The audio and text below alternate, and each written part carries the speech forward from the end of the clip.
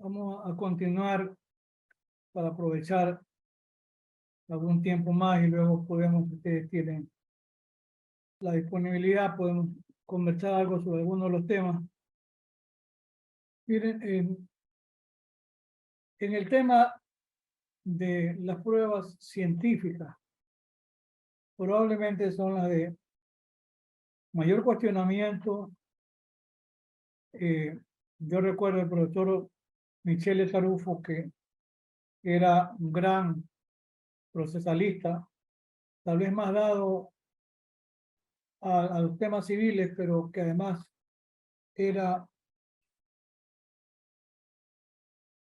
formidable en el tema de argumentación jurídica y valoración racional de la prueba. Decía el profesor Tarufo que para él la prueba científica por antonomasia era la prueba de ADN. Sobre esto, yo en el libro que les hice llegar, en mi manual, hay una recensión bastante amplia sobre la prueba de ADN, tomada con indicadores del FBI, pero hay una prueba de ADN en la que se considera de mayor aceptabilidad, que es la que tiene como fuente la toma de muestras de sangre. La de cabellos no tanto, ahí hay unas anotaciones del FBI. Además, hay alguna prueba de ADN que más tiende a ratificar la línea de afiliación y por eso no tiene una gran aceptabilidad. Pero en todo caso, ahí están las propuestas, las ideas también en el manual. Cuando se revisa material, nosotros podemos recordar que en el caso del FBI, a partir de los años 1970, se crea una unidad que empieza a estudiar la conducta incluso de los asesinos o criminales en serie. Y para aquella época, la prueba más importante que se tenía era la prueba del polígrafo, porque mide los desajustes en la presión sanguínea. Y ese era un tema que se lo venía utilizando. Pero desde hace mucho tiempo, como prueba científica, está desestimada, alguien puede decir está desacreditada la prueba del polígrafo. Se ha llegado a comprobar que personas entrenadas para servir como agentes en el FBI o en la CIA son entrenados también para mentir, para soportar el dolor. Y hoy la prueba del polígrafo no es una prueba. La siguen utilizando para temas de actividades de trabajo. Yo he visto aquí que incluso la policía de Ecuador está pensando en la prueba del polígrafo como prueba de suficiencia, etcétera. Pero es una prueba que está desacreditada, sin duda. Durante mucho tiempo también se dijo que la huella digital era una prueba incontrovertible. Se decía que no hay personas que tengan la misma huella digital, pero hoy hay cuestionamientos a la cientificidad de esa llamada prueba de la huella digital. Se sigue utilizando el tema de, como yo digo, la huella digital en el cañón de un arma. ¿Sí? Se dice que no hay dos armas que tengan el mismo estriado y consecuentemente este, es admitida también en el ámbito de la criminalística.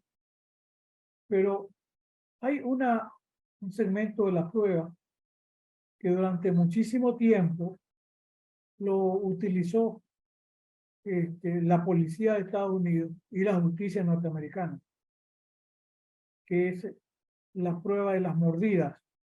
La prueba de las mordidas. Una suerte de odontología forense que durante mucho tiempo se consideró como una prueba indubitable. Pero a lo largo de los años se ha podido determinar que algunas personas tienen la misma característica en la mordida que otras. y hay casos de falsos positivos, donde hay personas que han sido condenadas a base de una prueba que se consideraba indubitable, incuestionable, como era la prueba de la mordida. Eso es un tema que ha sido batiendo en retirada. En Argentina es importante lo que hace el proyecto Inocencia con el profesor Manuel Garrido, pero el proyecto Inocencia, que debe tener alrededor de 2 décadas en Estados Unidos, permite que son, entiendo, más de 3.000 personas que han sido asistidas por el proyecto Inocencia. Entiendo que ahora parecería que no está en su mejor momento por problemas económicos, porque no tienen recursos propios. El proyecto nace en la universidad, trabajan profesores jóvenes, y no necesariamente todos jóvenes, y los abogados o cursantes de la carrera, que son los estudiantes. Y por eso sugería mirar ese segmento del proyecto Inocencia que está en Netflix subido. Y mencionaba que en principio esa escuela del FBI para el tema de perfiles de conducta utilizó el polígrafo, pero esa es una prueba que se bate en retirada. Igual que en algún momento se utilizaba para el toma para afirmar que una persona había o no disparado, se utilizaba la prueba del guantelete de parafina, ya, la prueba de la parafina. Pero esa es una prueba que ya está desacreditada. Hace 50 años, que yo recuerdo una anotación que tengo por allí, el la Interpol en una reunión en Francia les dijo que no era una prueba confiable. Sin duda hoy la prueba más confiable en ese tema para determinar si hay vestigios, si se puede afirmar que alguien disparó o no, es la prueba de barrido electrónico. Pero yo mencioné al inicio de la charla de hoy que en Argentina hay un gran cuestionamiento, una gran contradicción en la investigación por la muerte del fiscal Nisman. Quienes sostienen que lo mataron, que lo asesinaron, y quienes sostienen que se suicidó. Y ahí lo único que hay es el barrido electrónico, porque no hay otros testigos presenciales, no hay cámaras, etc. El profesor Tarufo dice que para él la prueba más confiable. Y él habla incluso de las pruebas basura, dice, que no tienen ninguna cientificidad. Creo alguna vez haber leído también incluso que creo que en Argentina, en Colombia, Ecuador, se acude a clarividentes para ver dónde está el cadáver sí, y de pronto que a veces coincide, ¿no? Le juega la lotería, no si sabe lo que dice el clarividente. Pero eso no es científico. Es una toma al azar que puede dar resultado o no. En referencia a las pruebas científicas, bueno, hay algunas consideraciones que mirar. Los instrumentos con que se cuente para hacer una prueba científica. En este momento, en el mundo que nos toca vivir, 2 universidades están en disputa permanente por el número 1, en ocasiones Harvard y el Tecnológico de Massachusetts. A veces está el Tecnológico en primer lugar y Harvard en segundo lugar. Y no se trata de ser el progringo ni nada, son las realidades. Mi maestro en constitucional, Miguel Carbonell de la UNAM, yo le preguntaba cómo estaba la UNAM tenía 700.000 alumnos la facultad, pero 70.000 alumnos la facultad y 700.000 la universidad. Y le digo, ¿y cómo está el tema del presupuesto y la inversión? Bueno, más o menos, estamos hablando de 3.000 millones de dólares, pero no es suficiente. Dice. Y él me dice, oiga, porque en México a los profesores nos tratamos de maestros, ¿no? Y él decía, oiga, maestro Zambrano, ¿usted tiene idea cuánto invierte Harvard? No tengo ni idea.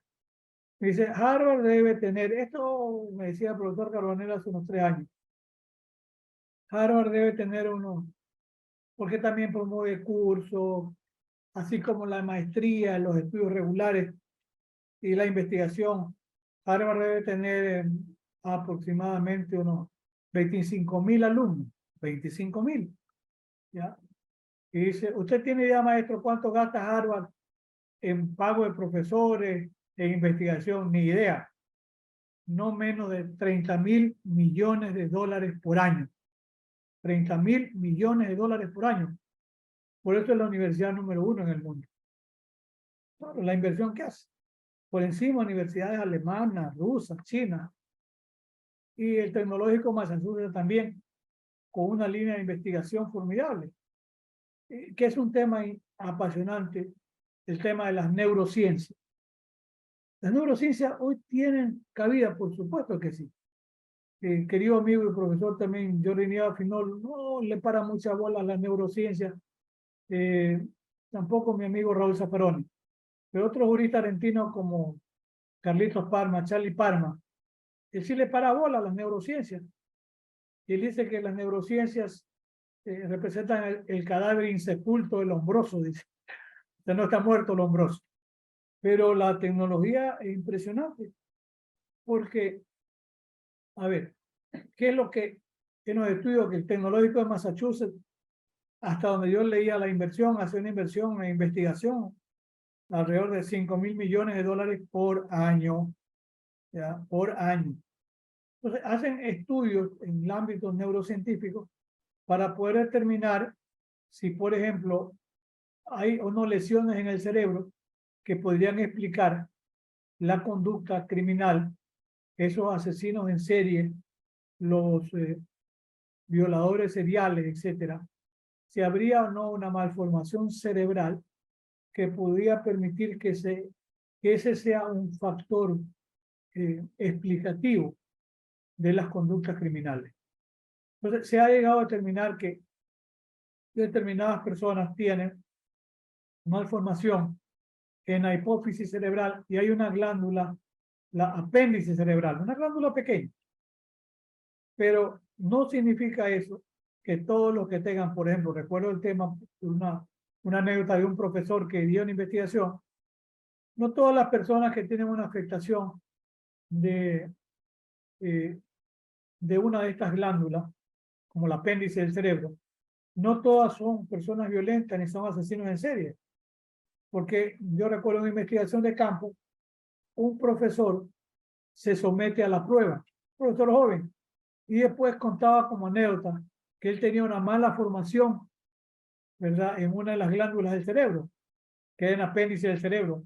Pero este profesor era un hombre tranquilo, pues no era un asesino en serie. O sea, no es un indicador de que necesariamente esa persona tenga que tener una conducta violenta.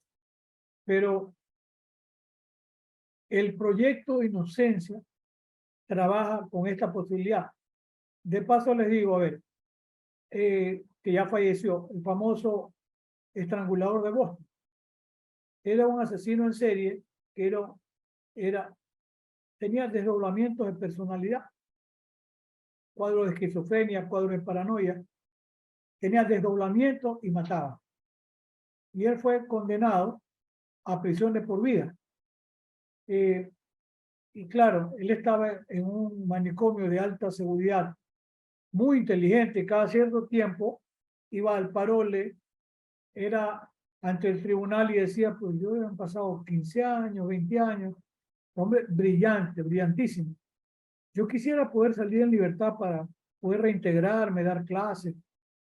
Entonces el tribunal de parole lo escuchaba y después escuchaba a los expertos.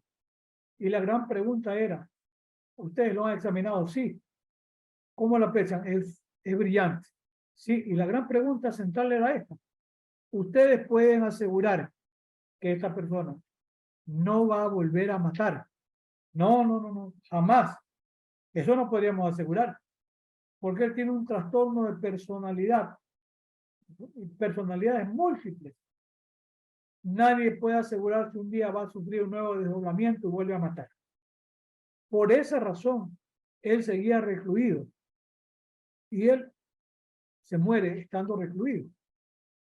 Entonces, hay un caso que a mí me mueve el tablero también y digo, el carnicero Mick Walker, que cuando él prestaba servicios en el ejército norteamericano, en Alemania, una unidad norteamericana, desaparecieron 14, 15 militares norteamericanos. Y la teoría es que se habían fugado.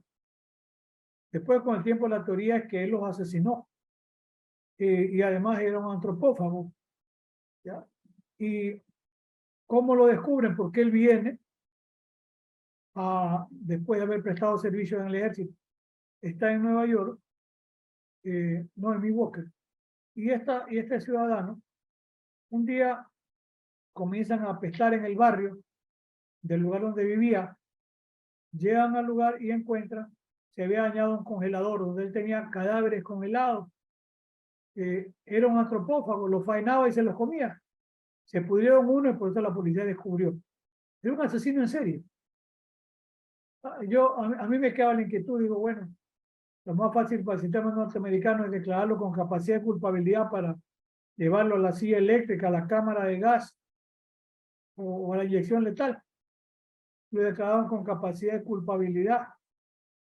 No fue a la cámara de gas, o para aquella época una conmutación, una moratoria de la pena de muerte, y fue condenado a prisión de por vida, considerado con plena capacidad de entender o de querer. A mí me parecía que era difícil admitir que esta persona tenía capacidad de entender o de querer. En Estados Unidos hubo, ya no hay ahora, la tendencia. Yo trabajé durante más de 30 años con Amnistía Internacional en el tema también de derechos humanos, y había la tendencia durante algunos años, decenas de años, a ejecutar a delincuentes jóvenes que tenían dos características. Eran negros y tenían problemas de retardo mental. Hoy hay una moratoria, ya no se ejecutan a los delincuentes jóvenes. ¿Por qué? Porque organizaciones de derechos humanos comenzaron a decir, oiga, no solo que son negros, sino que además tienen retardo mental. Por lo menos eso ha quedado por hoy superado.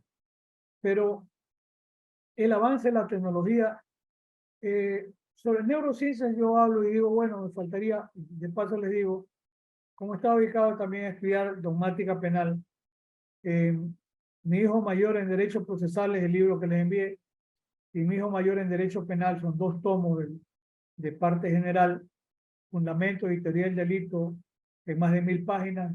Yo se los puedo enviar, compartir para que ustedes lo tengan. Están en mi página web, pero yo puedo pedirle a Emanuel que por favor los comparta con ustedes, porque hay mucho material ahí, el tema de la autoría mediática, imputación objetiva, lo que hemos estado comentando de alguna manera aquí, está desarrollado.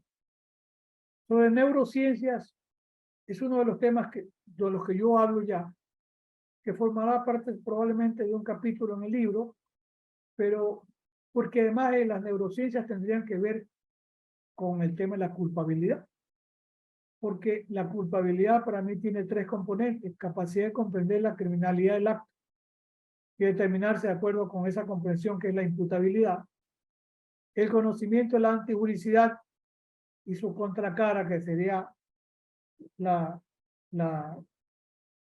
el error de prohibición, si es insuperable o invencible, capaz que excluya la culpabilidad, y si es vencible, habría culpabilidad o reproche atenuado, menos pena, y la no exigibilidad de otro comportamiento, que son los 3 componentes de la teoría de culpabilidad. Para mí, en la teoría del delito y en la teoría de la culpabilidad, más que teoría del delito, debe merecer un espacio hablar de neurociencia y culpabilidad.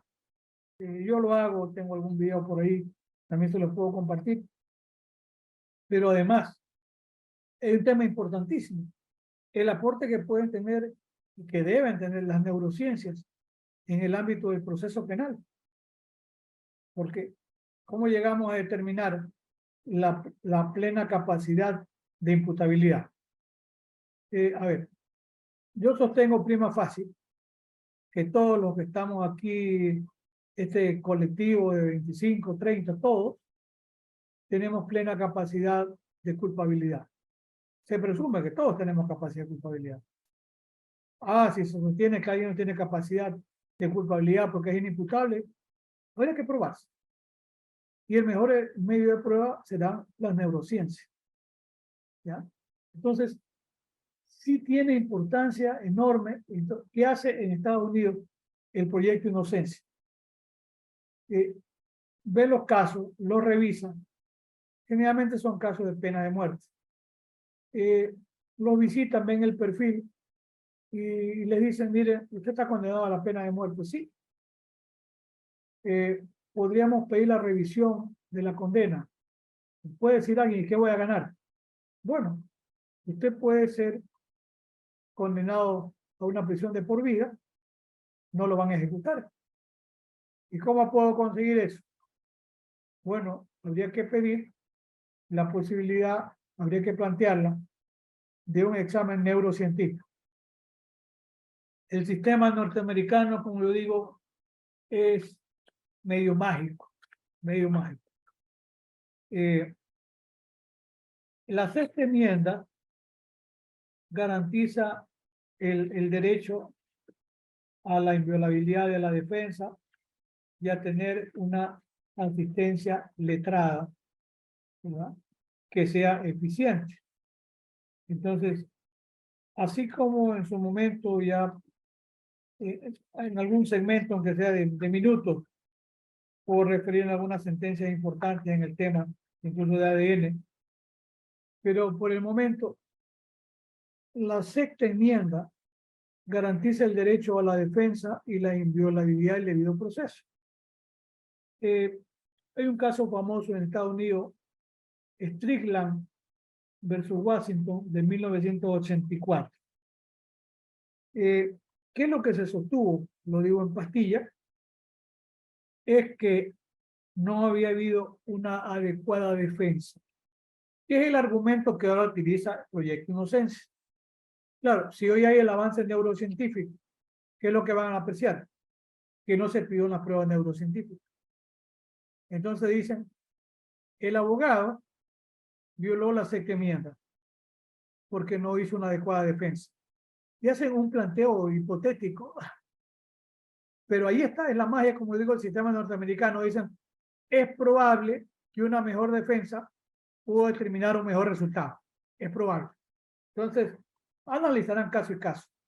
Y eso surge del caso de Strickland versus Washington de 1984, donde por primera vez se sientan los estándares para considerar si ha habido o no un empeño eficiente.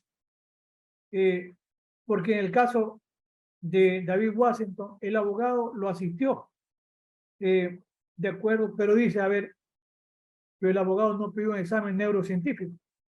Y sucede que al final Washington fue ejecutado. Y dice, el examen neurocientífico pudo determinar otro resultado. Y de ahí se crean los estándares para determinar si hay violación o no a la sexta enmienda.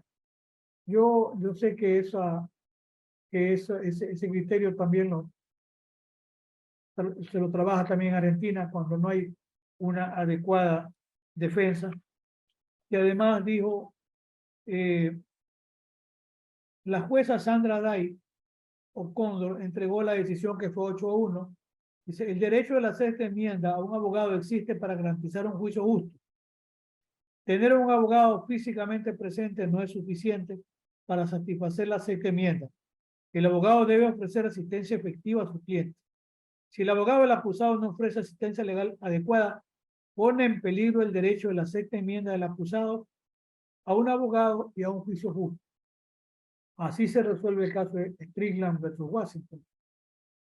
En el Perú se acude a la garantía constitucional que garantiza el derecho a la defensa.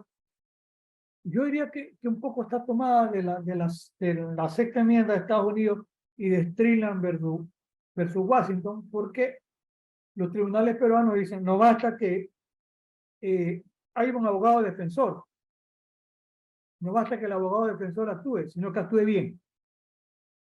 Y entonces declaran en algunos momentos la separación del abogado para que otro abogado asista, o pueden declarar la nulidad del proceso. Y yo le pregunté al profesor Ricardo Basílico y me dijo, sí, en Argentina también puede válidamente un tribunal, si no hay una adecuada defensa del abogado, puede el tribunal sugerirle que se separe, o en el Perú incluso suspenden la audiencia para que se designe otro defensor. En Ecuador tenemos la garantía del derecho al debido proceso en el 76 de la Constitución, el numeral 7, que establece el sumum del derecho a la defensa, pero teníamos eso, entonces se conformaba el sistema de la justicia con aquello de que, bueno, hay un abogado, si el abogado actuó o no bien, ya eso no tiene por qué resolverlo el juez. Pero la Corte Constitucional de Ecuador de hoy, que es una corte muy eficiente, ya ha declarado la nulidad en casos donde no ha habido una adecuada defensa y el derecho a un nuevo juicio. Eso es interesante y eso marca una nueva pauta, una nueva ruta. Entonces, en Estados Unidos, ¿qué es lo que se ha hecho? Se ha acudido a la sexta enmienda para plantear la posibilidad de un nuevo examen que le permita al ciudadano que está, por ejemplo, condenado a la pena de muerte, si se llegan a determinar malformaciones cerebrales, que este ciudadano, en lugar de la condena a la pena de muerte, se ha condenado a una prisión de por vida. Es decir, ese beneficio podría obtener. Yo en esto, y para dejar en claro mi posición, yo digo, puede haber cuadros predisponentes, que sería una malformación cerebral, pero puede haber también cuadros coadyuvantes que sean desencadenantes de la conducta criminal. Yo admito esa dualidad. Yo recuerdo el caso de un joven en Ecuador, menor de edad, de apellido Hermosa. Él degollaba a los taxistas. Yo no sé si él, y a policía, no sé si algún taxista, algún policía había violado a la mamá, a la hermana. No, nunca se le hizo un estudio de personalidad a este joven, pero un asesino en serie. En aquella época, la normativa de menores permitía hasta 4 años la institucionalización. Después de 4 años salió como a los 21 o 22 años y volvió a matar. Y entonces la policía lo que hizo fue que se creó un enfrentamiento con Hermosa y lo agarró a tiro y lo mató. Pero él es un asesino en serie. Hay dos casos de asesinos en serie en Ecuador de la década de los años 1980. Pedro Alonso López, colombiano en la Sierra, Ecuador, y Daniel Camargo Barbosa en la costa, en la ciudad donde yo vivo, en Guayaquil. Ambos asesinos en serie de 80 muertos, 90 muertos. Para mí Camargo es el asesino en serie mayor depredador para mí en la historia de la humanidad, es Daniel Camargo Barbosa, con más de 100 muertos. Pero los jueces los juzgaron a ambos como personas con plena capacidad de entender y de querer, siendo asesinos en serie. Quien hizo el diagnóstico en el caso de Camargo, un notable psiquiatra, Óscar Bonilla León. Él hizo un libro, se llama Camargo. Me pidió que yo haga la presentación del libro. Yo fui a hacer la presentación al podio, pero yo le dije que estaba en desacuerdo, porque para mí Camargo era un asesino en serie, era una persona que no tenía capacidad de entender o de querer, y tenía que haber sido juzgado como inimputable con una medida de seguridad, que podía ser el internamiento de por vida, que es lo único que podía asegurar que no vuelva a matar. Pero el concepto que tienen, o que tenían algunos psiquiatras, era de considerar la capacidad de entender o de querer desde el ámbito de la psiquiatría. Y una persona que tiene desdoblamiento de personalidad puede ser súper inteligente, pero no es una persona que tiene capacidad de entender y discernir lo bueno y lo malo. Y además es irrecuperable. Yo le decía, porque hicimos buena mitad con Oscar Bonilla. Y Camargo se podía recuperar ¿en qué tiempo? Ah, no, era irrecuperable. Entonces era inimputable. Porque más allá de los re que son una mentira, ¿no? Nadie se rehabilita, ni mucho menos. Pero el hecho es cierto que al cumplir una determinada cantidad de pena iba a volver a seguir matando. Y algo agrego yo como interesante. Oscar Bonilla le hizo lo único que podía hacerse en la década de los 80, hace 40 años, una prueba de un examen con una electroencefalografía, que era lo único que se podía hacer también en la época de los años 70, que trabajaba la unidad del FBI. Era un encefalógrafo o también pues, el detector de mentira, el polígrafo. Entonces, ojo, Oscar Bonilla le hace no había ese tiempo todavía la tomografía aquí ni un escáner de cerebro como hay ahora, que son máquinas formidable, un escáner de cerebro puede permitir ver las malformaciones y todo. Pero ¿qué encontró? Que Camargo tenía malformaciones cerebrales, tenía tumor en el cerebro. Y eso podía explicar esta conducta de Camargo de ser un asesino en serie. En el caso de Pedro Alonso López, él recuperó la libertad, nunca se supo de él. Yo creo que cuando le iba a alguien de una eventual víctima, esperó que ese alguien lo mató. Y Pedro Alonso López, ese es el uno. Daniel Camargo Barbosa, que estaba preso en Guayaquil, donde yo vivo, antes de recuperar la libertad, otro interno lo asesinó, lo mató a puñaladas, 20, 30 puñaladas. Así terminaron esos dos asesinos seriales. Por eso pienso yo que hoy las neurociencias nos dan la posibilidad de poder determinar la capacidad de culpabilidad en el ámbito procesal penal y en el ámbito de la dogmática penal nos permitiría poder concluir si una persona es imputable o no. Sobre este tema de los criterios y de las pruebas científicas, le he preguntado también al profesor Basílico y me dice, sí se maneja. Yo había leído antes el tema de los criterios Daubert de Estados Unidos, de la Suprema Corte de Estados Unidos. Hay dos criterios o dos sentencias de la Suprema Corte en materia de pruebas científicas. El uno es el caso Fry contra Estados Unidos. Este caso es de 1923. Y el caso que luego, el caso de Daubert en 1993, o sea, 60 años, y 3 y 6, 9.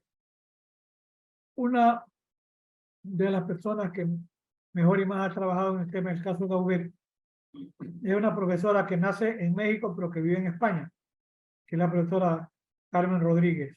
Carmen Rodríguez tiene unos trabajos extraordinarios sobre prueba pericial y sobre la importancia de los criterios Daubert, que los utilizan en el Perú. He visto sentencias, no he visto nada en Ecuador todavía, pero son importantes y tienen no solo una gran discusión, sino además una gran aceptación, porque son criterios que nacen. A ver, yo decía hace un momento, se necesita que haya equipo o instrumental técnico o científico, sí, pero también se necesita que haya expertos científicos que hagan la toma o que practiquen la prueba. Entonces, en el caso Fry, que es ese caso famoso de Estados Unidos, están los estándares Fry. James Fry mató a tiros al médico Robert Brown en Washington, D.C. Otro médico que estaba cerca descubre el hecho, también le dispara, pero no lo mata. La policía arrestó a Fry por haber ocurrido un robo y fue llevado a un interrogatorio. Confesó que el asesino era el homicida del doctor Brown. En primera instancia, James Fry fue declarado culpable por el asesinato en segundo grado del doctor Robert Brown. Al parecer, en un primer momento, el señor Fry confesó el crimen. Luego se retractó. Y para demostrar su credibilidad, la defensa ofreció como prueba la posibilidad de someter al acusado a lo que era entonces novedoso. Hablo 1921 es el hecho. 100 años. Un análisis de la presión sanguínea. Que eso era el precedente del detector de mentiras. El juez de primera instancia excluyó esta prueba y condenó a... Sí, existía la máquina. Hoy hay una prueba de P300 también que la utilizan para contratar personas en el ámbito laboral, pero se dice que no debe ser utilizada en el ámbito penal. La decisión adoptada por el tribunal fue apelada y posteriormente confirmada. Se indicó como criterio científico la aceptación general de la comunidad científica de la prueba de análisis de presión sanguínea. Es la prueba precursora al polígrafo. La regla sentada en Fry fue creada para establecer un principio que pudiera ser utilizado por las cortes inferiores del distrito al evaluar pruebas de carácter científico. No obstante lo cual, su posterior interpretación por otros tribunales la transformó prácticamente en un estándar que era aplicable en Estados Unidos, el estándar por la regla Fry. ¿Qué se establecieron? Los voy a mencionar. Para la admisión de una prueba científica, en general, A, que si una teoría o técnica puede ser o no probada. B, que si la teoría técnica ha sido sujeta a revisión de pares y ha sido publicada. C, que si existe un margen de error conocido o potencial. Y D, que si existen normas que controlen la operación de la técnica. Corte Suprema de Justicia de Bertufray, en este caso. Yo estoy recordando algunos códigos procesales que dicen que para la valoración de la prueba se tomará en cuenta en el tema de las conclusiones que hacen los peritos, ¿verdad? El soporte científico de las conclusiones que hace un perito. Si llega a esta conclusión, ¿cuál es el soporte científico?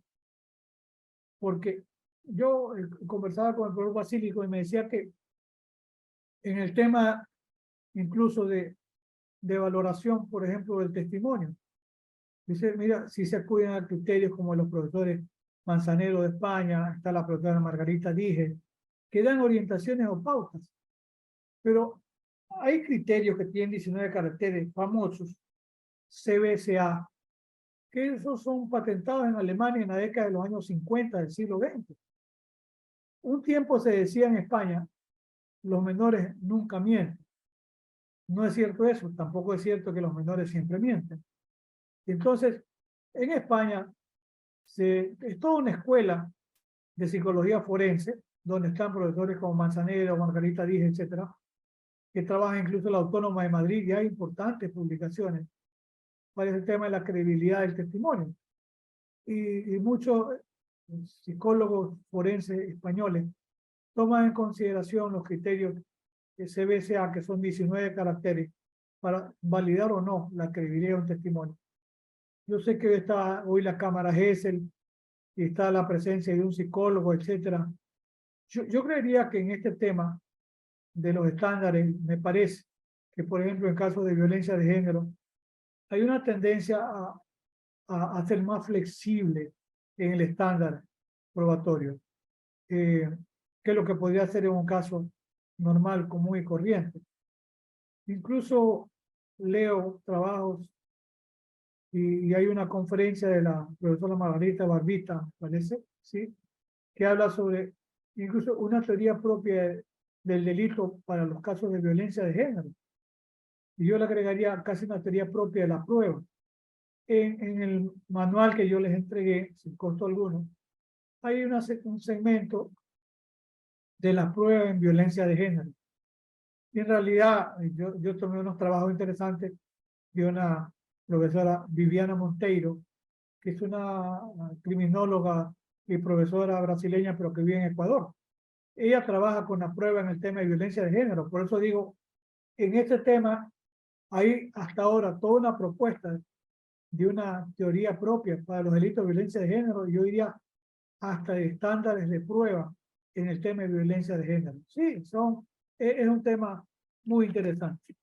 En 1993 se presenta en Estados Unidos una sentencia de la Corte Suprema. Ese es el famoso caso Daubert versus Merrell Dow, una farmacéutica.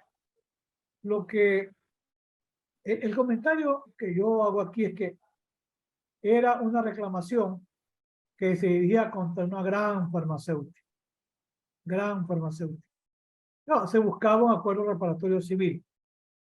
Ha habido una cantidad impresionante de estudios porque a dos niños se les había suministrado un medicamento, Bendectin, y en los niños se apreció defectos de nacimiento.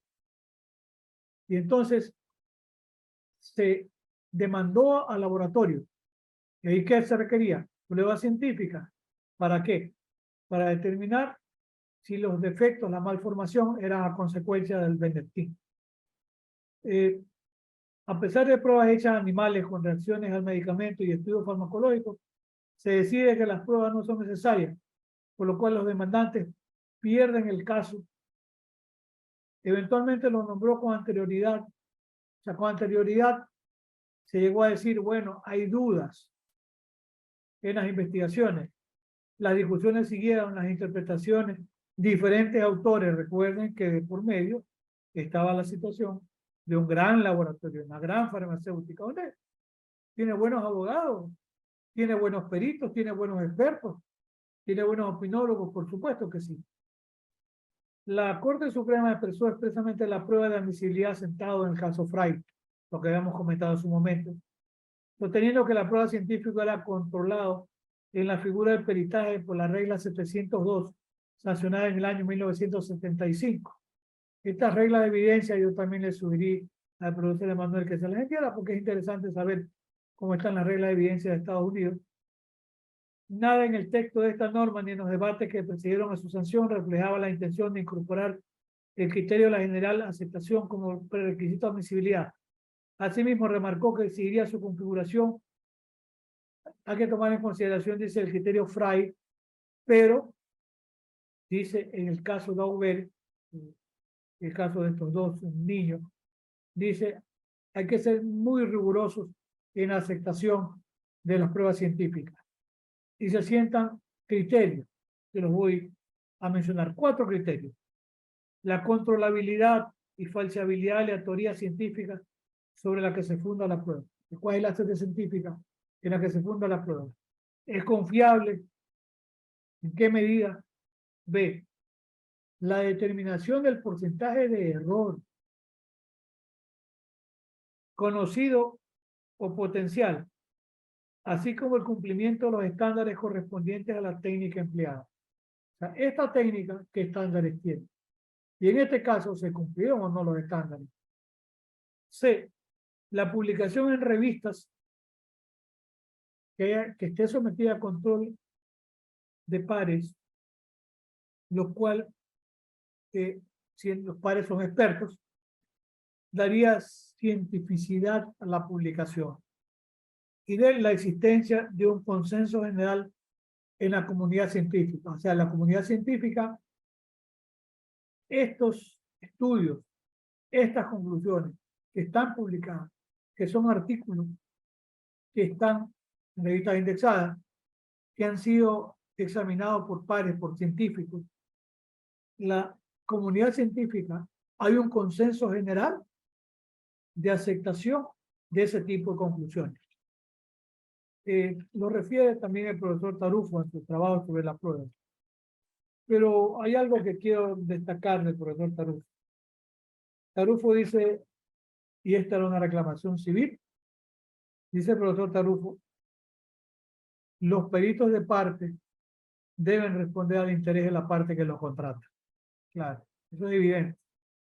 Yo digo a veces en clase o en conferencia, si uno de nosotros busca un peritaje, busca un perito que responda a la expectativa que tenemos. Lo consultamos, le pagamos por la consulta y si el perito nos dice verde, no nos interesa ese perito, nos interesa que el perito diga rojo. Entonces, buscamos otro perito. Por eso dice el profesor Tarufo, hay que desconfiar de los peritos de parte. Tal vez en el ámbito penal hay los peritos, en este tema de los peritos de la fiscalía, a veces el profesor Roxín dice, yo siempre, dice porque vive, el mejor fiscal no es el que acusa siempre, sino aquel que busca la verdad. Pero a veces eso no lo entienden los fiscales. Y busca medir el eficientismo en función, por ejemplo, de dictámenes acusatorios o de sentencias condenatorias. Sentaron esos criterios, por eso se llaman las reglas de Auber, porque en primera instancia los jueces habían declarado sin valor los dictámenes científicos, no le daban la razón a Dauber. En segunda instancia se ratificó el criterio anterior. O sea, dijeron esas conclusiones no deben tomarse en consideración. Por eso surgen los criterios de Dauber. Pero la Suprema Corte de Estados Unidos, en este caso, crea esos estándares. Sí, lo crea, claro, pero la verdad es que no sé, estoy especulando. Si como se trataba de un gran laboratorio, la Suprema Corte de Estados Unidos prefirió no resolver. Y dijo, estos son los estándares. Así tienen que aplicar los jueces los estándares de las pruebas científicas, pero no resolvió la Suprema Corte de Estados Unidos. Regresa el proceso al juez de origen para que aplicando estos estándares resuelva. Como un saludo a la bandera, ¿no? Se la sacó, claro. ¿Qué dijo el juez de origen? Son importantes los estándares de Auber creados por la Corte Suprema. Pero los estándares de Auber en este caso no se cumplen. Negada la reclamación. O sea, los estándares están allí. Los siguen invocando, los siguen aplicando para validar las pruebas científicas para aceptarlas. Pero en ese caso no le dieron lugar a la reclamación. No sé si era porque estaba de por medio el caso de un gran laboratorio. Pero para no perder la óptica de lo que puede pasar en el sistema norteamericano, yo hace un momento dije la importancia de las enmiendas. Hemos visto incluso en el proyecto de Inocencia, los que pueden volverla a ver o la ven, uno de los casos por los cuales se declara con lugar el reclamo es porque la Fiscalía no descubrió todos los elementos que tenía durante la investigación, no solo la prueba para ir a juicio. Y entonces se dice que se dejó en indefensión al sometido a proceso. Ese es el caso de Brady contra Maryland, es de 1963. El tribunal resolvió a base de pruebas, pero incluso el peticionario que era Brady fue condenado por asesinato en primer grado y condenado a la pena de muerte. En el juicio, el peticionario admitió haber participado en el crimen, pero afirmó que su compañero cometió el asesinato. En su resumen ante el jurado, el abogado del peticionario admitió que el peticionario era culpable de asesinato en primer grado y solo pidió que el jurado emitiera ese veredicto, sin pena capital. Previo al juicio, el abogado del peticionario había solicitado a la Fiscalía que le permitiera examinar las declaraciones extrajudiciales del acompañante. Se le mostraron varios de estos, pero la Fiscalía ocultó otras. Y una en que el acompañante admitió el asesinato real y no llegó a conocimiento del peticionario hasta después de haber sido juzgado, declarado culpable y sentenciado, y después de que su condena fuera confirmada. Claro, porque el acompañante decía que era él el que había producido el hecho. Pero esto le fue ocultado a Brady. Y en un procedimiento posterior a la condena, el Tribunal de Apelaciones Maryland sostuvo que la supresión de las pruebas por parte del fiscal negó al peticionario el debido proceso legal y remitió el caso para un nuevo juicio sobre la cuestión del castigo, pero no la cuestión de la culpabilidad, ya que opinó que nada en la confesión suprimida podría haber reducido el delito del peticionario por debajo del asesinato en primer grado. Lo interesante de este precedente, Brady versus Maryland, que es de 1963, que es un argumento que lo utiliza el proyecto de Inocencia para pedir revisión de condena. Cuando la Fiscalía ha ocultado información. El otro caso de la misma época, muy emblemático, es el caso Miranda contra Arizona, ese famosísimo de 1966, sobre la famosa enmienda Miranda, porque a Miranda se lo detiene. En principio, para aquella época se creía que era suficiente que estuviera un defensor de oficio, un defensor público. Continúan los interrogatorios, las investigaciones y luego ya Miranda no tiene un defensor. Entonces, la policía asumía, recordemos que en Estados Unidos el gran investigador es la policía. La fiscalía no está de primera mano investigando. La policía recibe la información de la policía. Probablemente ya con con el sistema acusatorio adversarial que tienen ustedes, tenga un mayor protagonismo la fiscalía, pero en principio es la policía, que es el primer filtro de selectividad del sistema penal, como decía el profesor Alessandro Barata en el trabajo de criminología crítica. El primer filtro es la policía, luego la fiscalía y jueces, y el último filtro es el sistema penitenciario, la cárcel. Entonces, en ese primer filtro de admisibilidad es la policía.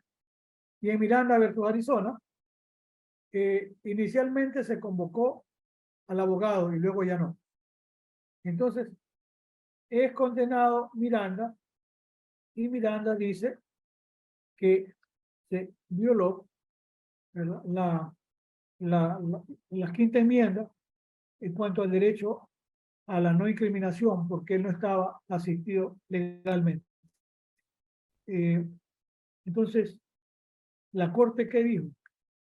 En ese momento estaba dirigida por el famoso presidente de la Corte del Tribunal Supremo, Earl Warren, famoso juez Warren norteamericano.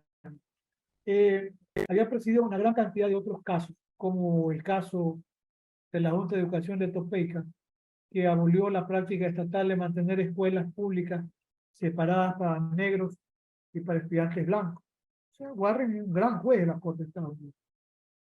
Pero el caso Miranda no fue una decisión pacífica. Hay un tratado de Chiasa Aponte, que es un jurista puertorriqueño, editorial Nomos de Bogotá, publicó en 3 tomos. Yo solamente leo español en 3 tomos de más de 1000 páginas.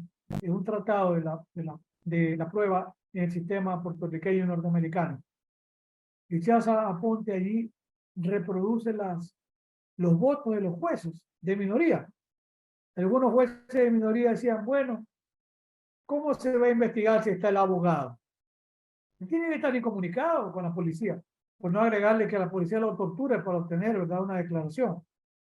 4 jueces de la Suprema Corte de Estados Unidos sostenían que bastaba que por primera vez se hubiera convocado el abogado, que no era necesario que siempre estuviese presente la inviolabilidad del derecho a la defensa. Eso el 8.2 del Pacto de San José, cuando dice, igual establece la obligatoriedad de la defensa y la presencia del abogado, y como habíamos visto en su momento, y la defensa eficiente o eficaz. Dijo entonces que esos 4 votos sostenían que no era relevante un abogado. Por eso fue una votación bastante cerrada, 5-4. La Suprema Corte anuló la condena de Ernesto Miranda porque no se le informó explícitamente de su derecho bajo la quinta y la sexta enmienda. La quinta, la no incriminación; la sexta enmienda, el derecho a tener un defensor y al debido proceso. Hablando a favor de la opinión de la mayoría, el presidente del Tribunal Supremo, Warren, escribió, cito, comillas, antes del interrogatorio se debe informar claramente a la persona detenida que tiene derecho a permanecer en silencio, que todo lo que diga se utilizará en su contra en la corte.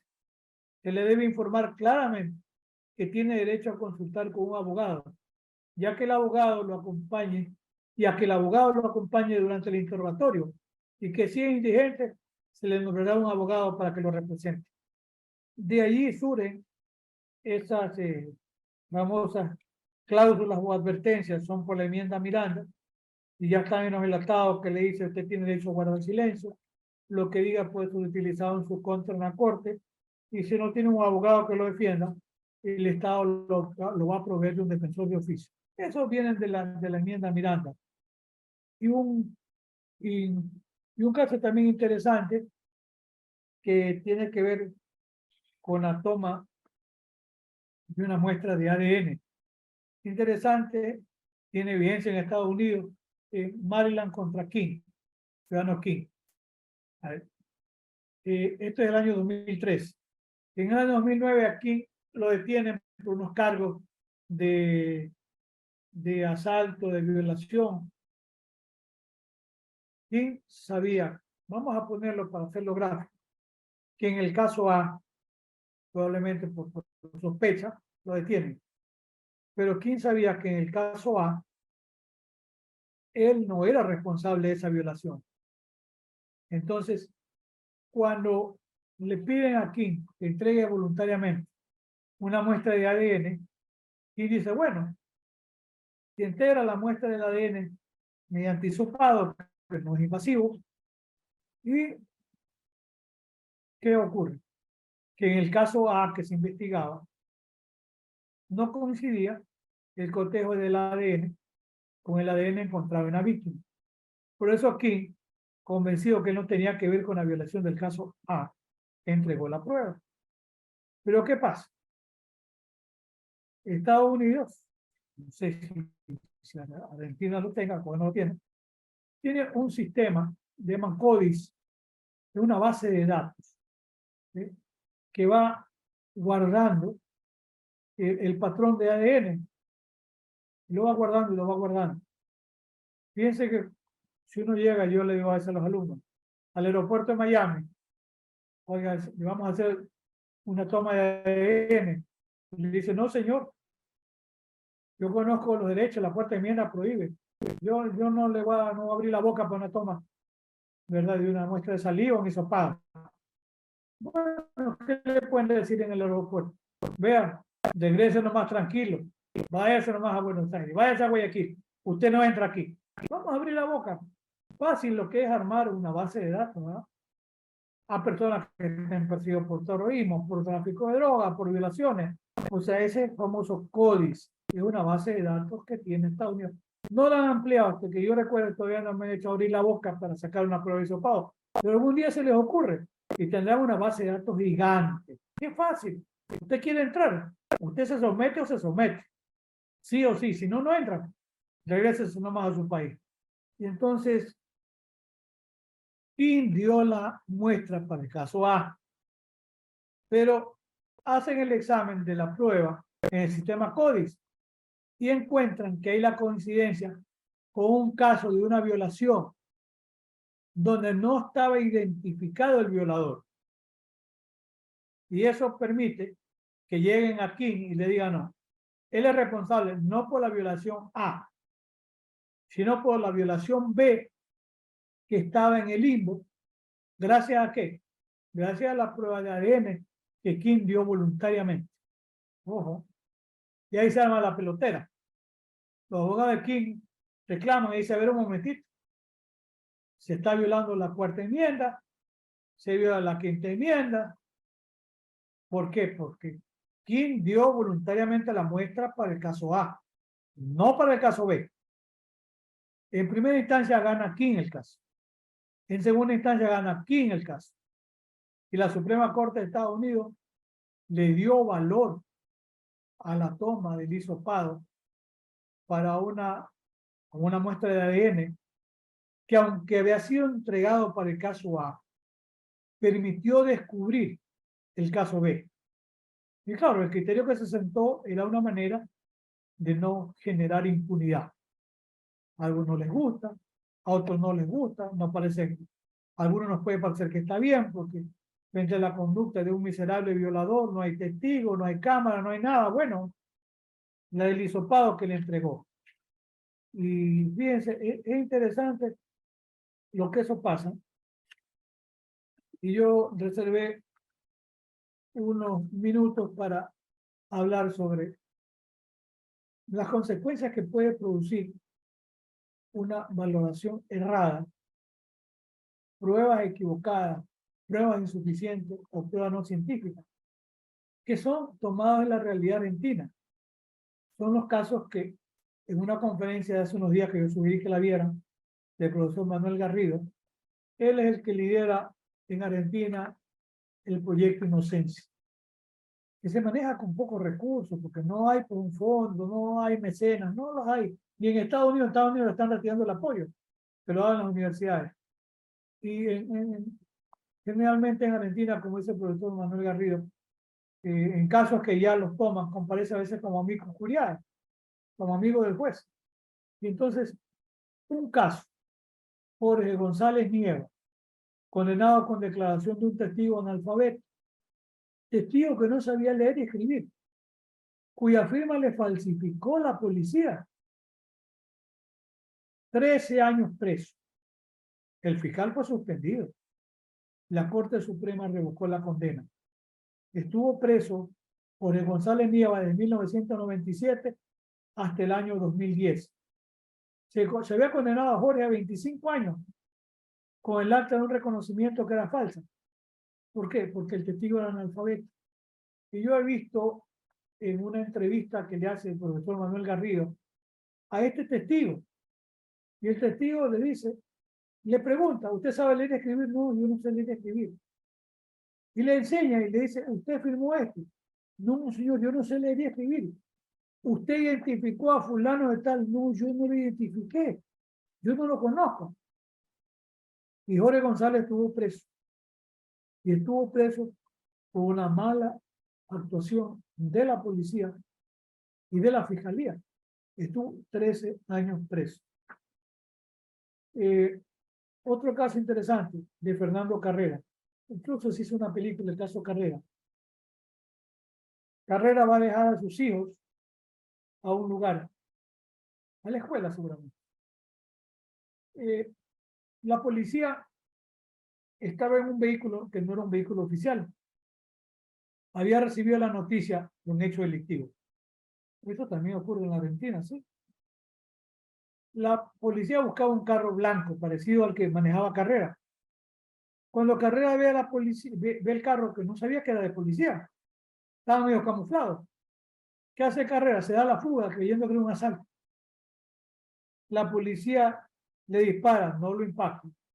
Le hace, entiendo que 8 disparos y 8 tiros.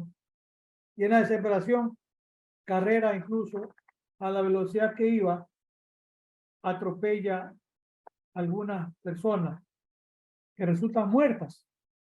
Las atropelló, las mató por la actuación de la policía. Fue condenado por el robo y por la muerte de esas 3 personas, 30 años de prisión. 30 años de prisión. Pasó 7 años preso. Salió en libertad en 2012 por la Corte Suprema. Como dice el doctor Manuel Garrido, en los últimos años la Corte Suprema ha dictado fallos importantes en casos de inocencia, pero que son difíciles.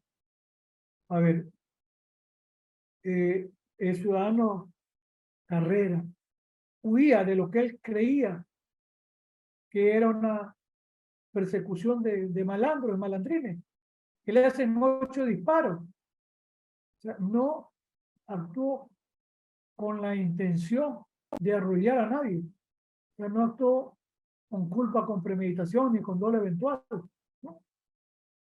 Creía que él estaba amparado en una causa de justificación que era huir del lugar con 8 disparos. O si ustedes quieren plantearlo en el ámbito de un error de prohibición, creía que él estaba actuando bien porque creía que estaba siendo asaltado. Como quieran ustedes mirarlo. Pueden discutirlo como error de tipo, error de prohibición, etc. Pero él fue liberado.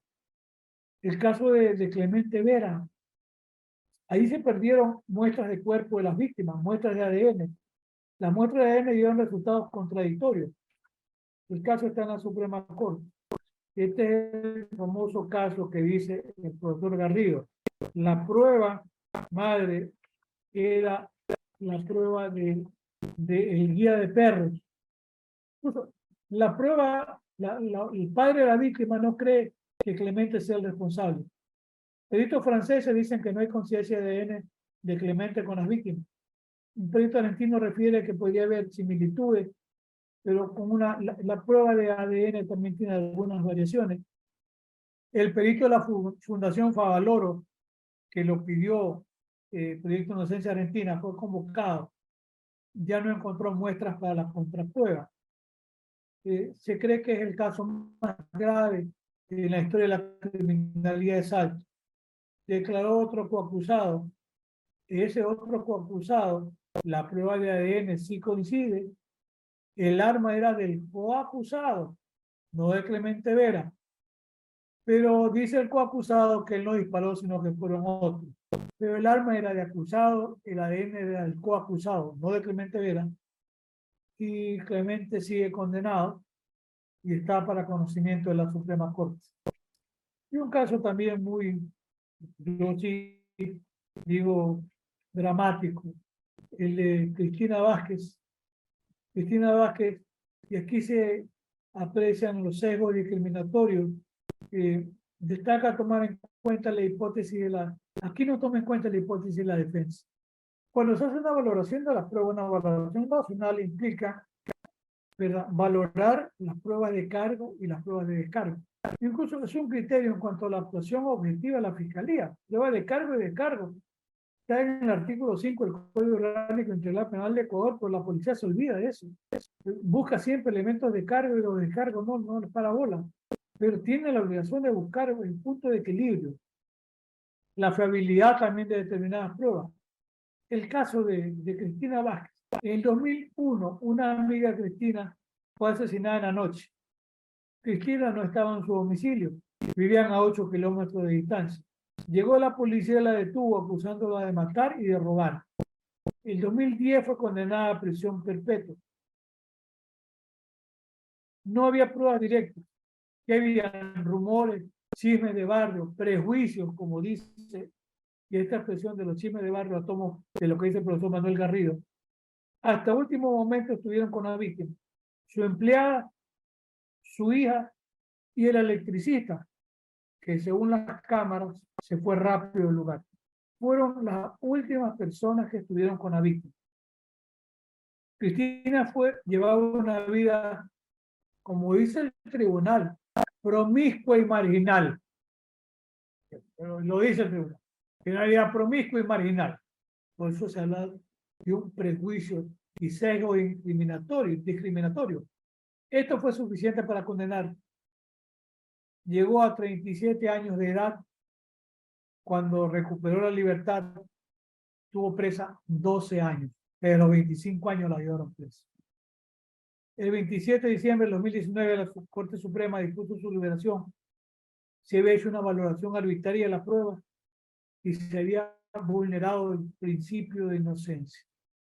En el año 2020, un año después de la liberación, Cristina se suicidó. Se suicidó. La carga emocional fue terrible, no soportó. Todos la veían como una asesina y no aguantó la presión y terminó condenada a base de pruebas que no eran fiables, cuando no había pruebas inculpatorias. Y en esta secuencia de casos, el caso de Marco Bazán es el caso que trae la referencia o colación a la prueba de los perros y a lo que dice el guía de los perros. ¿Qué dice el guía de los perros? Dice que su perro ladró en el fondo de la casa. Y el guía de perros dice que el perro nunca se equivoca. Y dice el guía de perros que como el perro ladró en ese lugar, estuvo la víctima. La víctima había sido encontrado en una reserva de Loma de Zamora, donde vive también Marco Bazán. Cuando le dan al perro una vestimenta, el perro va y hacia el fondo de la casa de Marco Bazán ladra. Entonces el guía de perro dice, aquí estuvo la víctima, aquí estuvo, aunque la encuentra en otro lugar. Secuestran objetos en el domicilio de Marco Bazán, pero no encuentran nada en el domicilio de Marco Bazán que lo vincule con la fallecida o con su presencia, etc. Y algo interesante, el celular de la víctima no se había apagado. Días después, el celular de la víctima se activa. Se activa. Se detiene a la persona que tenía el celular. O no sé si lo tuvo algunos días y lo volvió a recargar, es posible. Ahora hay cargadores casi universales. Pero esto cierto es que el teléfono celular estaba activado. Suena el celular y hacen la localización o la geolocalización. Detienen a la persona. Se extrae el ADN y el ADN de la persona detenida coincide con el encontrado en el cuerpo de la víctima. En el cuerpo de la víctima no se encuentra ADN de Marco Bazán. No. Se encuentra ADN de la persona a quien le encuentran el celular.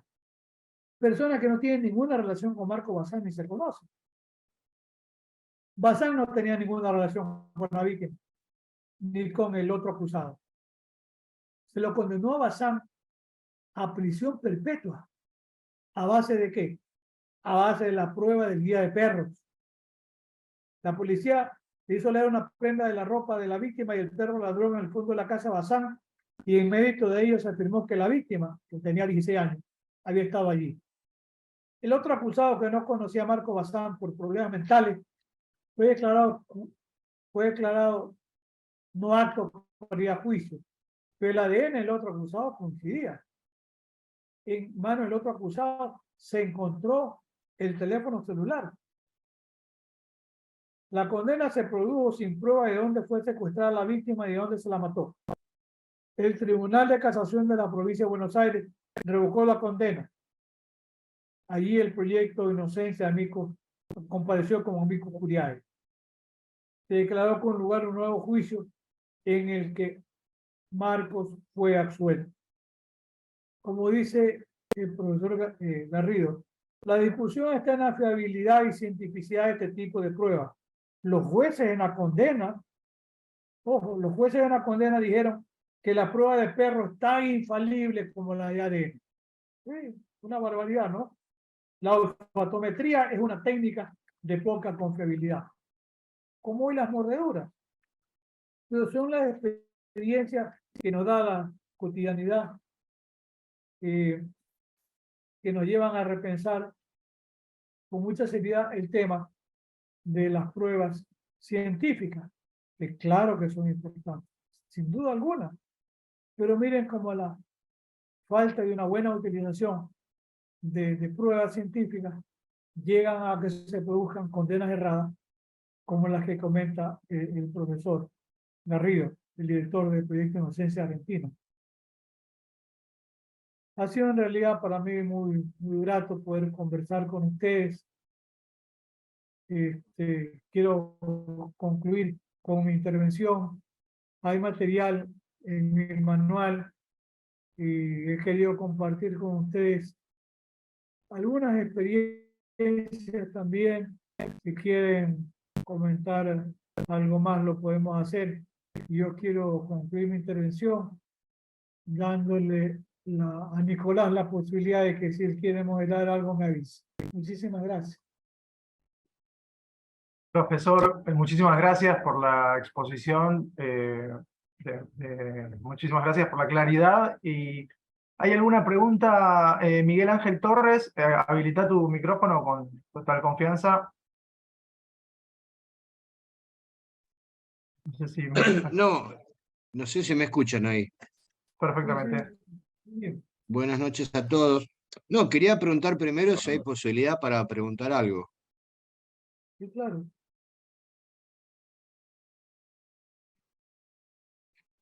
A ver si mi pregunta se puede entender.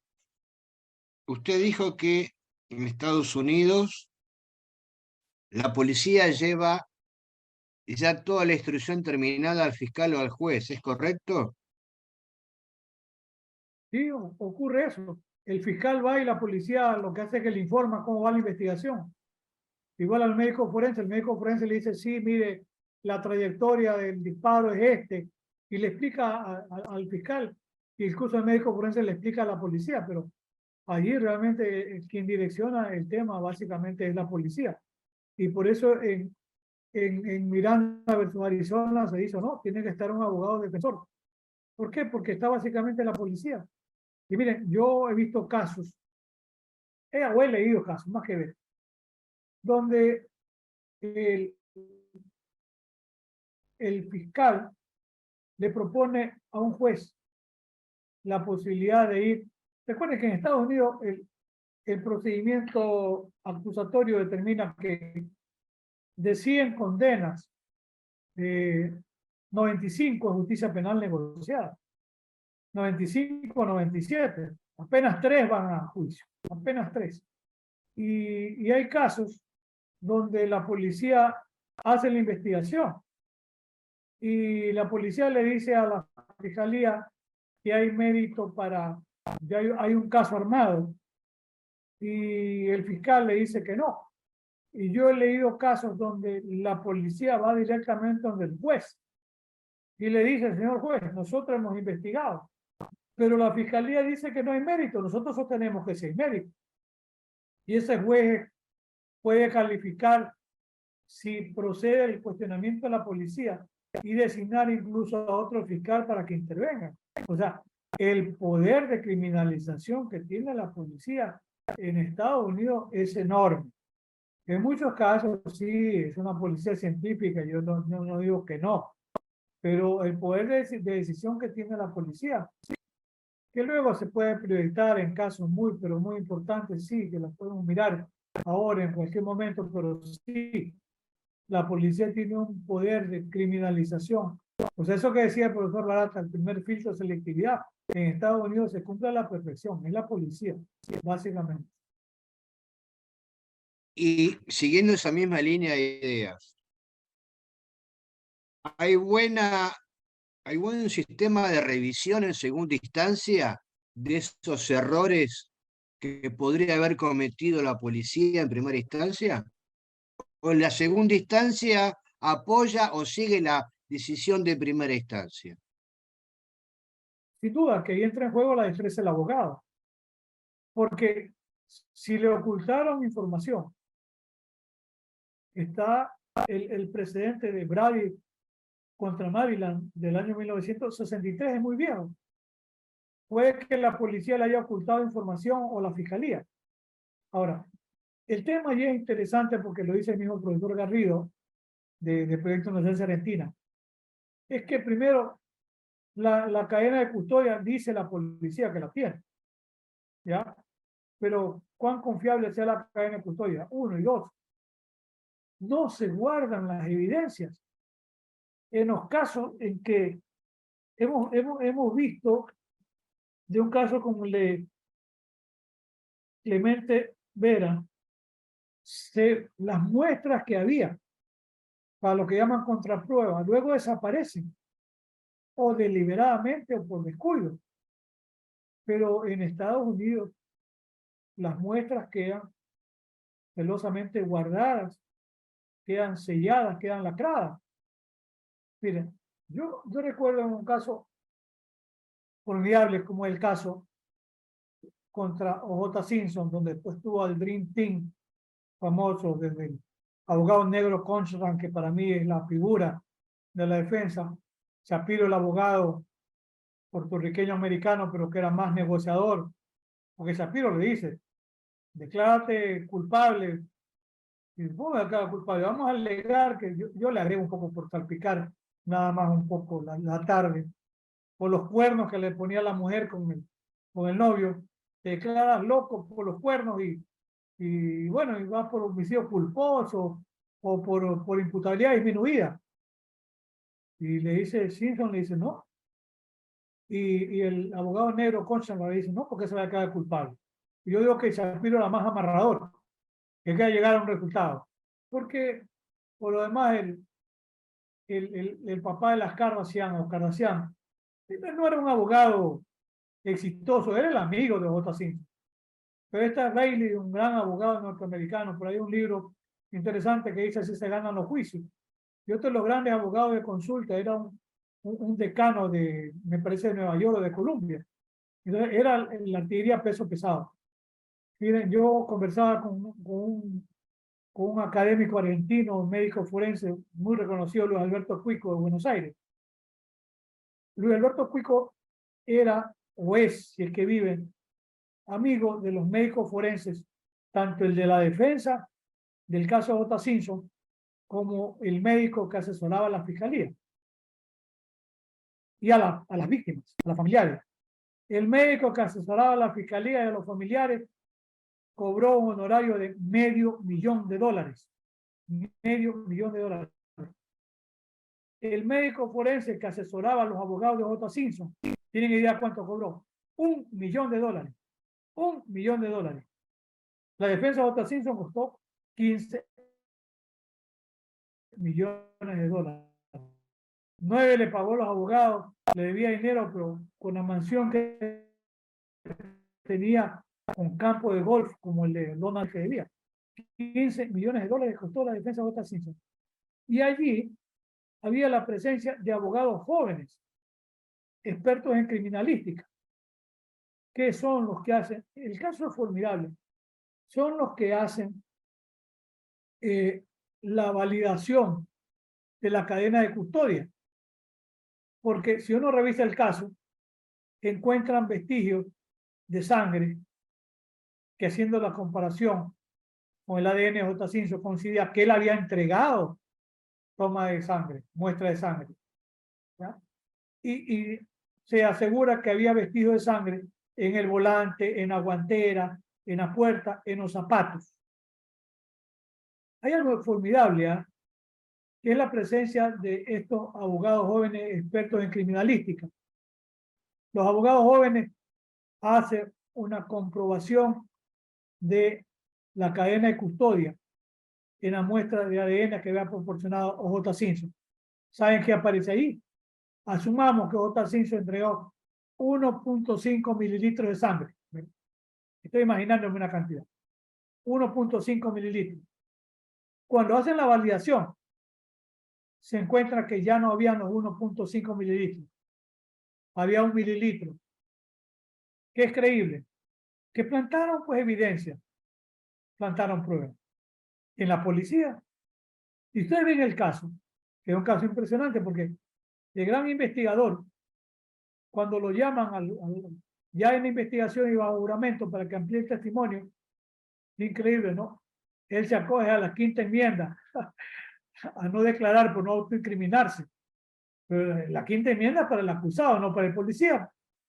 ¿Por qué? Porque el policía, y esa es la investigación que hacía en el caso J. Simpson, él tenía sesgos discriminatorios contra los negros. Y cuando él le preguntan si él tenía algo contra la raza negra, dice que no.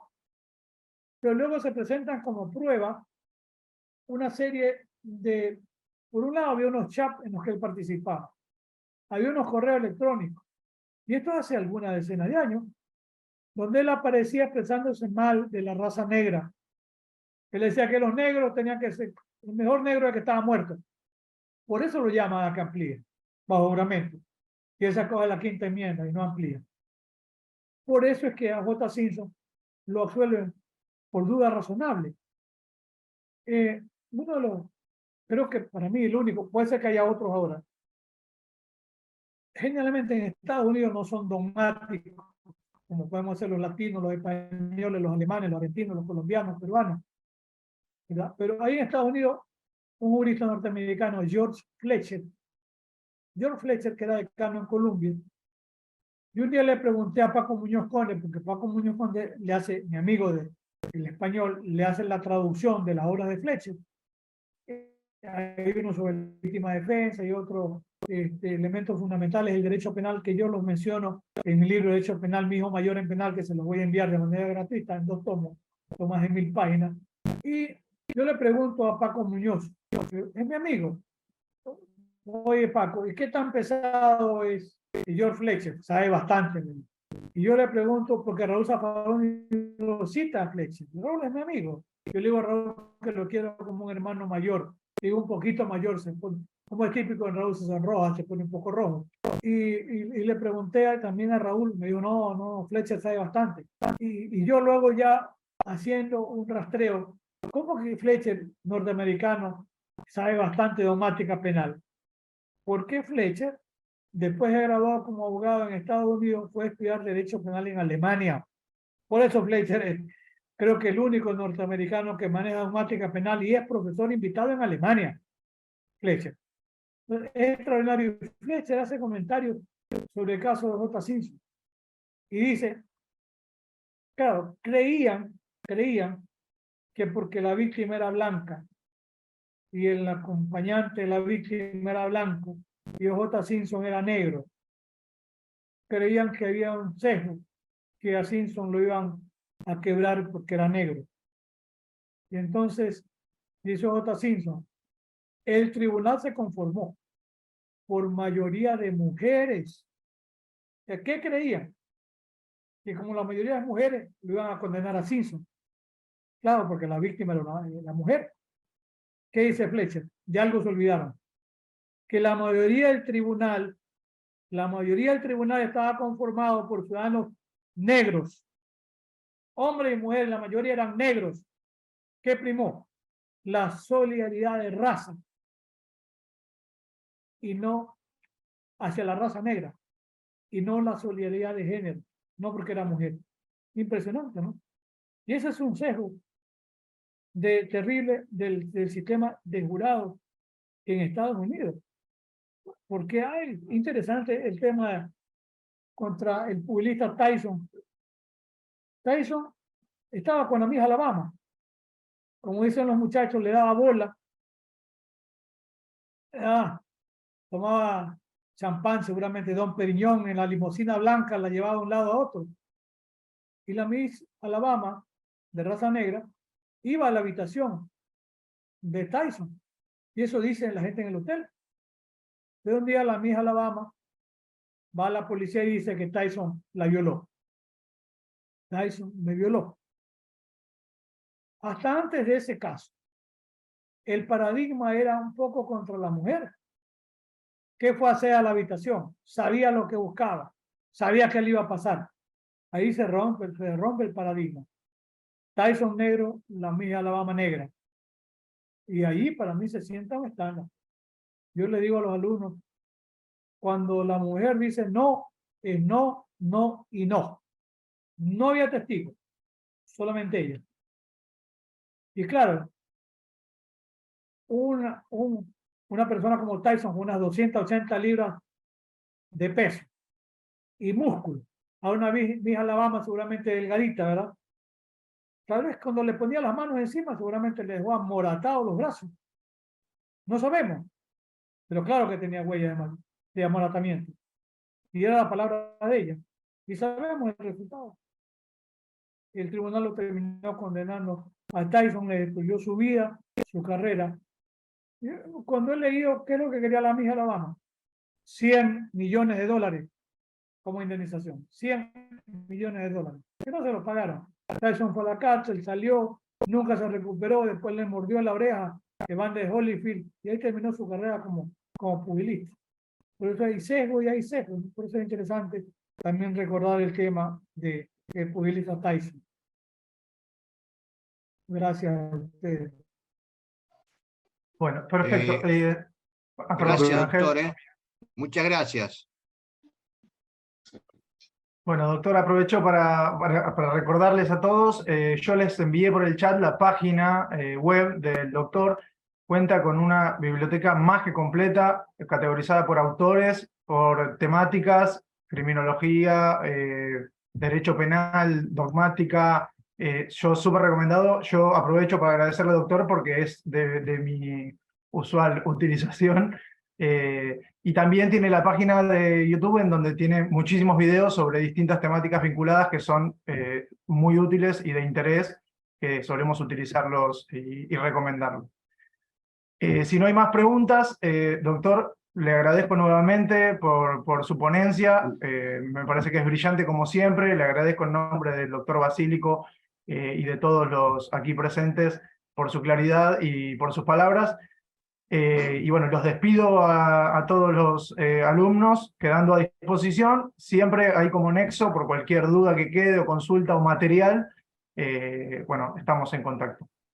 No, Nicolás, aprovecho primero para despedirme, luego para enviarle a través del compañero coordinador, como yo digo, mi hijo mayor en Derecho Penal, pero también tengo un libro de Criminología y Política Criminal que es el gran debate por la única salida razonable es la legalización de la droga, no hay otra vuelta. También tengo un libro sobre el tema que les voy a enviar, compartir la experiencia y más que sabiduría, ya son los años de vida.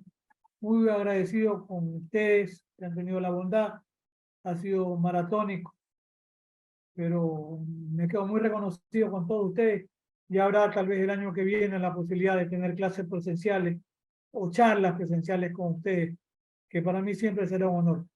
Muchísimas gracias a todos y a todas. Muy buenas tardes y procedo a retirarme.